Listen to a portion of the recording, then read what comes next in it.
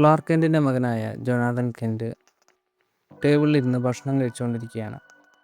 Luis clerk കെൻറ്റിനോട് Martha കെൻറ്റിനെ കാണുന്നതിനെ പറ്റി സംസാരിച്ചുകൊണ്ടിരിക്കുമ്പോൾ small വില്ലിൽ പോകുന്നത് തീരെ താല്പര്യമില്ലാത്ത ജോനാഥൻ സ്മോൾ വില്ലിൽ ഒരു ഉച്ചനേരം ചെലവഴിച്ചാൽ ഒരു വർഷം പോയതുപോലെ തോന്നുമെന്ന് കളിയാക്കിക്കൊണ്ട് ജോനാഥൻ പറയും. പിന്നെ ജോർദാൻ അവിടേക്ക് വരും. ജോർദാൻ്റെ ഡ്രസ്സിങ് സ്റ്റൈൽ കണ്ട് ജോനാഥൻ കളിയാക്കും. ജോർദാൻ ജോനാഥനെയും കളിയാക്കുമ്പോൾ പിന്നെ അവരുടെ വഴക്ക് മൂക്കുന്നതിന് മുമ്പ് ലൂയിസ് അവിടേക്ക് വരും. എന്നിട്ട് അവരെ സ്കൂളിലേക്ക് പറഞ്ഞയക്കുന്നു. ശേഷം കുട്ടികൾ സ്കൂളിൽ പോകുന്നത് ക്ലാർക്ക് നോക്കി നിൽക്കുന്നു. ക്ലാർക്കിൻ്റെ മുഖത്ത് ടെൻഷനൊക്കെ ഉണ്ട്. ഇന്നലെ രാത്രി ജോർദാനോട് സംസാരിക്കാൻ ശ്രമിച്ചെങ്കിലും അവൻ അസ്വസ്ഥനായിരുന്നെന്ന് ക്ലാർക്ക് ലൂയിസിനോട് പറയും. ക്ലാർക്ക് ആരാണെന്നുള്ള സത്യം അവൻ അറിഞ്ഞാൽ കാര്യങ്ങളെല്ലാം മാറുമെന്ന് ലൂയിസ് ക്ലാർക്കിനോട് പറയുന്നു. നിനക്ക് 6 വയസ്സുള്ളപ്പോഴാണ് നിൻ്റെ വളർത്തച്ഛനും അമ്മയും നീ ഒരു ഏലിയനാണെന്നുള്ള സത്യങ്ങളൊക്കെ പറഞ്ഞതെന്ന് ലൂയിസ് ഓർമ്മിപ്പിക്കുന്നു. എന്നാൽ അത് ഡിഫറൻറ്റ് സിറ്റുവേഷൻ ആയിരുന്നെന്ന് ക്ലാർക്ക് ന്യായീകരിക്കുന്നു. അതുമാത്രമല്ല, ചെറുപ്പത്തിൽ തന്നെ തനിക്ക് സൂപ്പർ പവേഴ്സ് ഉണ്ടായിരുന്നെന്ന് ക്ലാർക്ക് ചൂണ്ടിക്കാണിക്കുന്നു. അപ്പോൾ മൂത്ത മകനായ ജോനാഥനും എന്തെങ്കിലും സൂപ്പർ പവേഴ്സ് ഉണ്ടാകുമെന്ന് ലൂയിസ് പറയുന്നു. എന്നാൽ ഫോർട്രസിൽ നടത്തിയ ടെസ്റ്റുകളിലൊന്നും ജോനാഥന് സൂപ്പർ പവേഴ്സ് ഉണ്ടാകാനുള്ള സാധ്യത വളരെ കുറവാണെന്ന് കണ്ടെത്തിയ വിവരം ക്ലാർക്ക് ലൂയിസിനോട് പറയുന്നു. എങ്കിലും ലൂയിസ് അത് വിശ്വസിക്കാൻ തയ്യാറായില്ല. ഈ കൺട്രിയിൽ ഏറ്റവും കോമ്പറ്റീഷനുള്ള ഹൈസ്കൂളിൽ ഒരു ഫ്രഷ്മാൻ ആയിട്ട് പോലും അവൻ മെയിൻ ക്വാർട്ടർ ബാക്കായി തിരഞ്ഞെടുക്കാൻ പോവുകയാണ്. അവൻ ബോൾ എത്ര ദൂരത്തേക്കാണ് എറിയുന്നതെന്ന് നീ കണ്ടിട്ടുണ്ടോ എന്ന് ലൂയിസ് ക്ലാർക്കിനോട് ചോദിക്കുന്നു. തുടർന്ന് ജോർദാൻ്റെ കാര്യത്തിലേക്ക് വരുമ്പോൾ ക്ലാർക്ക് കൂടുതൽ ഇമോഷണലാവുന്നു. താനൊരു ഏലിയനാണെന്നുള്ള സത്യം അറിഞ്ഞാൽ നിലവിൽ സമൂഹത്തിൽ ഒറ്റപ്പെട്ടു നിൽക്കുന്ന ജോർദാന് ഏകാന്തതയും അപകർഷബോധവും ഒക്കെ ഉണ്ടാവാം എന്ന് ക്ലാർക്ക് പറയുന്നു. ചെറുപ്പത്തിൽ താനും ആ ഒരു ഘട്ടത്തിൽ കടന്നുപോയതാണെന്ന് ക്ലാർക്ക് ഓർമ്മിപ്പിക്കുന്നു.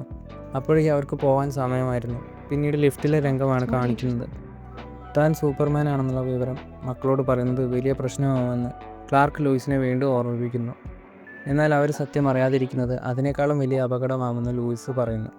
തങ്ങളറിയാതെ ഒരു വാക്ക് തെറ്റിച്ച് പറഞ്ഞാൽ പോലും ഈ ലോകം മുഴുവൻ തൻ്റെ യഥാർത്ഥ ഐഡൻറ്റിറ്റി അറിയുമെന്നതാണ് ക്ലാർക്കിൻ്റെ പേടി.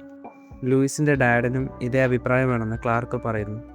അപ്പോൾ ലൂയിസ് ചിരിച്ചുകൊണ്ട് ക്ലാർക്കിനോട് പറയും, അപ്പോൾ നമ്മൾ എൻ്റെ ഡാഡിൻ്റെ അഭിപ്രായത്തിനൊക്കെ ഇപ്പോൾ വില കൊടുക്കാൻ തുടങ്ങിയോ? ലെഫ്റ്റിൽ നിന്നിറങ്ങി ഡെയിലി പ്ലാനറ്റിലേക്ക് പോകുമ്പോൾ ക്ലാർക്ക് പറയും, എനിക്കൊന്നേ പറയാനുള്ളൂ, അവർക്കിപ്പോൾ 14 വയസ്സ് മാത്രമേ ഉള്ളൂ. ഇപ്പോൾ തന്നെ അവരിതറിയേണ്ട യാതൊരു ആവശ്യമില്ല എന്ന് പറഞ്ഞ് ക്ലാർക്ക് തൻ്റെ നിലപാടിൽ ഉറച്ചു നിൽക്കുന്നു. എന്നാൽ ഓഫീസിലേക്ക് വരുമ്പോൾ കാര്യങ്ങളെല്ലാം കുഴപ്പത്തിലാവുന്നു. ലൂയിസ് കാര്യം എന്താണെന്ന് തങ്ങളുടെ സഹപ്രവർത്തകനായ മാക്സിയോട് ചോദിക്കുന്നു. ബിസിനസ് ഭീമനായ മോർഗൻ എഡ്ജ് ഡെയിലി പ്ലാനറ്റ് എന്ന പത്രം വിലയ്ക്ക് വാങ്ങിയപ്പോൾ തന്നെ ചില ജീവനക്കാരെ പിരിച്ചുവിടുമെന്ന് ലൂയിസിന് അറിയാമായിരുന്നു. എന്നാൽ മാക്സിയെയും ജോലിയിൽ നിന്ന് പിരിച്ചുവിട്ടെന്ന് അറിഞ്ഞതോടെ ലൂയിസിൻ്റെ ഉള്ളിൽ വളരെയധികം ദേഷ്യം വരികയാണ്. അങ്ങനെ ക്ലാർക്കിനെയും ആരോ അവിടെ നിന്ന് വിളിക്കുന്നു. 1 മിനിറ്റ് സംസാരിക്കണമെന്ന് പറയുന്നു. എഡിറ്ററായ ഫോസ്വെൽ ക്ലാർക്കിനെയും ജോലിയിൽ നിന്നും പിരിച്ചുവിട്ട വിവരം അറിഞ്ഞ് ലൂയിസ് ആകെ അമ്പരക്കുക. വേറെ ആരുടെങ്കിലും ജോലി പോകുന്നതിനേക്കാളും എൻ്റെ ജോലി പോകുന്നതല്ലേ നല്ലത്, എനിക്ക് വേറെയും ജോലി ഉണ്ടല്ലോ എന്ന് ക്ലാർക്ക് തമാശ രൂപേണ ലൂയിസിനോട് പറയുന്നു. പക്ഷേ ലൂയിസിൻ്റെ ദേഷ്യം വന്നു.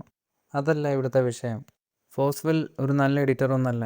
അവൻ മോർഗൻ എഡ്ജിൻ്റെ കേവലം ഒരു കളിപ്പാവ മാത്രമാണ്. ഈ പത്രമാധ്യമങ്ങളെല്ലാം വാങ്ങിക്കൂട്ടുന്ന കോടീശ്വരന്മാർ ഡിജിറ്റൽ മാധ്യമങ്ങളിലേക്ക് മാറുന്നു എന്ന കപട കാരണം പറഞ്ഞുകൊണ്ട് മാധ്യമ പ്രവർത്തനത്തിൻ്റെ ആത്മാവിനെ തന്നെ കൊല്ലുകയാണ്.